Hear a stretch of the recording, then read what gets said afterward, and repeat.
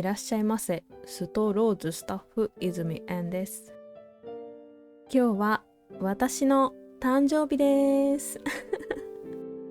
はい、祝ってください。そして早いもので活動を始めてから1周年ということですね。なので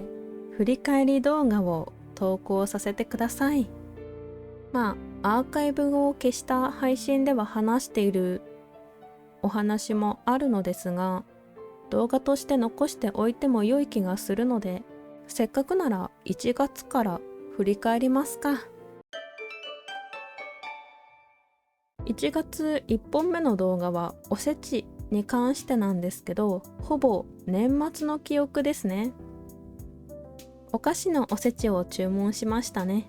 2023年の年末に届いたので、早速写真を撮ってお店がお休みの間ずっとつまみながら感想をメモしておいて台本を作っていました。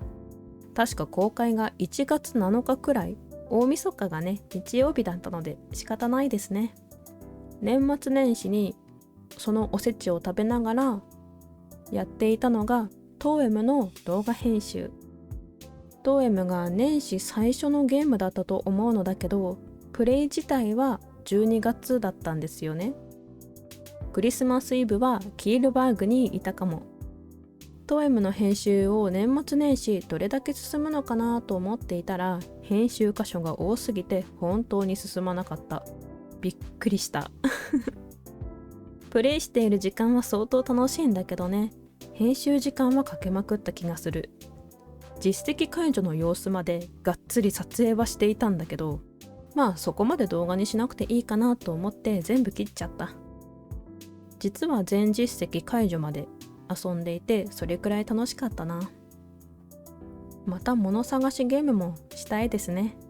あと1月はちょっとだけ温泉に入りに初めて沼津に行きました。完全オフだったので全く動画とかはないんですけどね、お魚美味しかった。シーラカンスとか深海魚が有名だっていうので、シーラカンスパンケーキみたいなものも食べました。多分シーラカンスは入っていないと思うけど、きちんとしたお宿に泊まってお酒飲んでご飯食べてお泊まりするとさ、ちょっとだけ冒険心が芽生えちゃって、意味わからないくらい朝早い時間に起きてお風呂入るチャレンジをしたくなっちゃうの。3時とか4時くらいに温泉ピャッと行って、誰もいなくてやったーって一人で温泉入ってました。楽しかったです。続きましてバレンタインの話。毎年年が明けたらインターネットでバレンタインチョコいつから販売かなっていうのを調べ始めるんだけど、今年は例年買っているいつも通りのチョコを買いました。1年目だからね。例年といっても紹介するのは初めてだから。さすがに買いすぎた？いやでもバレンタインなんてこんなものじゃない？全部自分用。私が全部食べた。美味しかった。ちなみにまだある。減らない来年はもうちょっと違う方向性でチョコレート買おうかな。少数精鋭みたいな。数はいっぱいあった方が幸せなんだけどね。3月ホワイトデーチーク菓子の話する？動画でも話したと思うんだけど、あらかじめ何個か買ってあってずっと撮影するタイミングまで撮っておいてあったの。でも賞味期限がやばくてね、洋菓子系出すならホワイトデーかなと思って全部作りました。作る時間だけなら1箱1時間くらいかけて作ったよ。収録日半日消えた何個か買っておくときに何を買ってあったか記録しておくのを忘れてしまってダブっちゃったことがあったんだよね。たまたまお子さんいる知り合いと会う機会があったから持って行ったの。そしたらめっちゃ喜んでくれてさ。でも渡す時に私の趣味ですって言いにくくてめっちゃ恥ずかしい気持ちだった。買う時とかみんなもわかるかもしれないんだけど、誰にも何も言われてないけど親戚の子にあげるんですっていう顔で買うもん。言わないけどね、心の中でつぶやいてる。一人で作って食べて動画まで撮っているのに、雑談編集くらいの軽い気持ちで毎回撮影するけど、編集めっちゃ時間かけてる。というかカットがすごいからね。動画が大変重くなる。まあそれだけお菓子への愛が重いっていうことでいいかな。あとね、いちご狩りに行った。少し前にどうしても行きたくなって、毎年なんとなく行きたくはなるんだけど、うとうとしていたら時期外れちゃうみたいなことが多かったから、今年こそはと思って行ってきた。人生何回目だろう？ 2 回目くらいじゃない？記憶では。来週行きたいみたいな気持ちで調べてたから、もう予約埋まりましたみたいなお店が多くて、たまたま一箇所そこまで格安料金みたいなところではないけど、予定している日に行けそうだったので、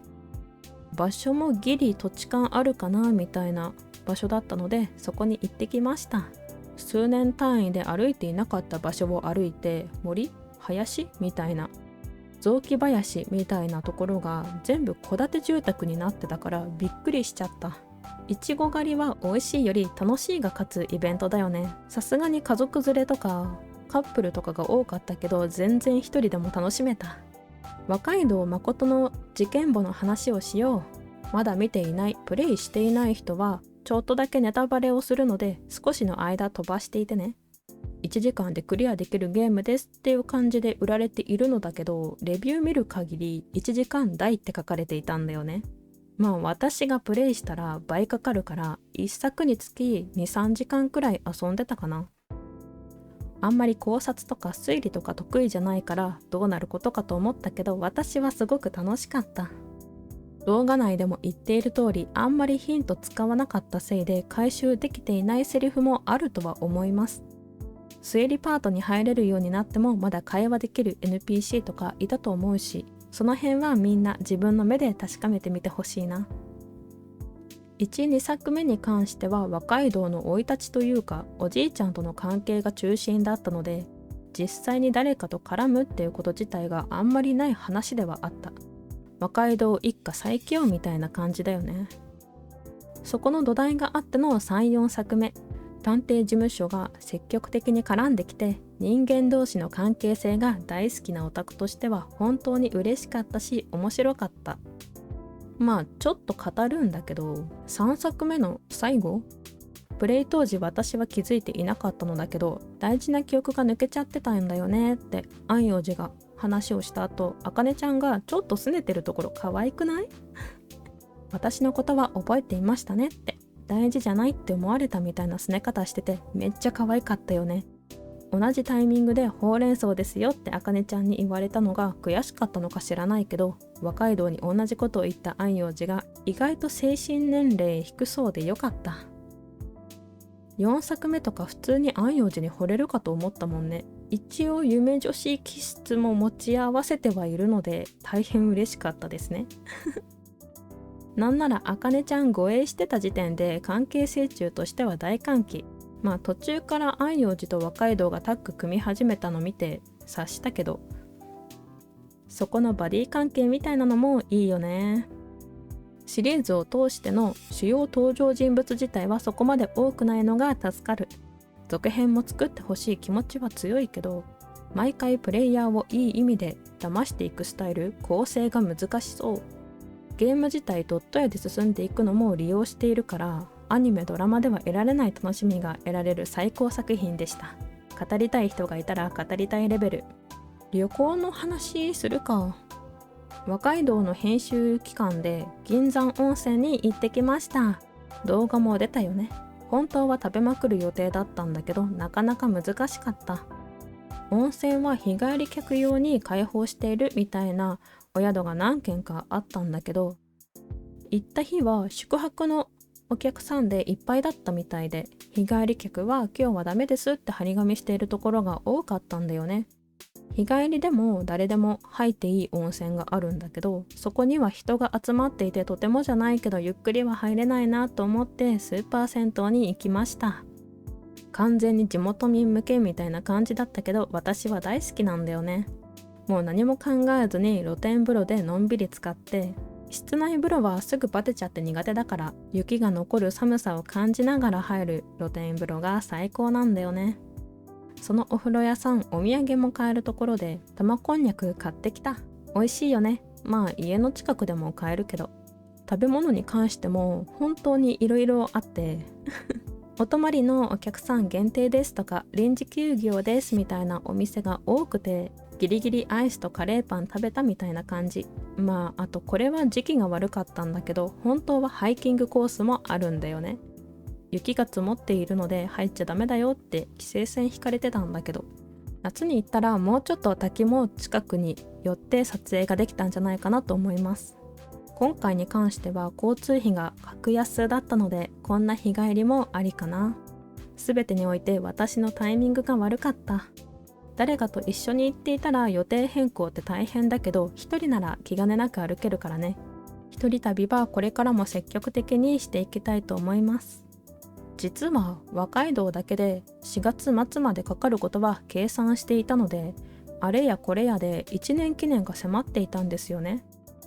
何しようかなって雑談動画かなとは思っていて、それの他に何か近くで1年記念にぴったりのゲームないかなと思っていて出したのがバース。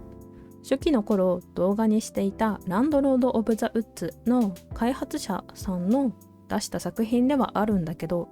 実はこのゲーム一回プレイしようと思っていた時があったんだよね。それこそ前作の直後くらいに。でも録画の音声不備があって断念したの。プレイ時間的には単発でぴったりだっていうことは分かっていたので、どうせならと思って誕生日まで寝かせてた。やっと最後までプレイできてよかった。すっきりした。お話もね、前作とは打って変わって幸せな雰囲気が強かったから心臓が縮まなくて済みました。店長がデビューしましたね。これでワンマン営業も終了ということで、そこまで根に持ってはいないです。安心してください。これからは店長の活動も終えるし、ますます忙しくなっちゃうな。そして誕生日ですね。SNS や YouTube のヘッダーが変わったの、皆様お気づきですか？今回は山下千里さんという方に依頼をさせていただきました。もう何年前だろうっていうくらい昔のお話。夏らしくて水族館に行ったら楽しそうなアクセサリーを探していて、見つけたのが蘭水さんという方。名義は違うけど今回依頼をさせていただいた方ね。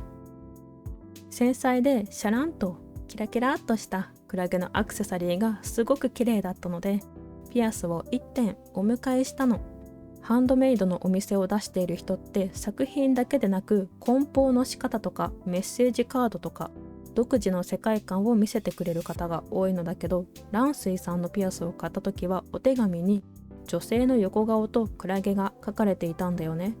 綺麗だなというのと、絵も描かれる方なんだなっていうので印象に残っていたの。